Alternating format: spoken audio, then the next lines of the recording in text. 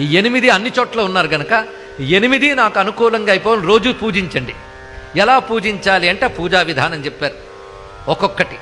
భూమి యందున్న రుద్రుడి పేరు అంటే శివుడి పేరు శర్వ. భూమి యందున్న శివుడి పేరు ఏంటి? శర్వ. భూమి తర్వాత జలం, జలమునందున్న శివుడి పేరు భవ. అగ్ని యందున్న శివుడు రుద్ర, వాయువునందున్న శివుడి పేరు ఉగ్ర.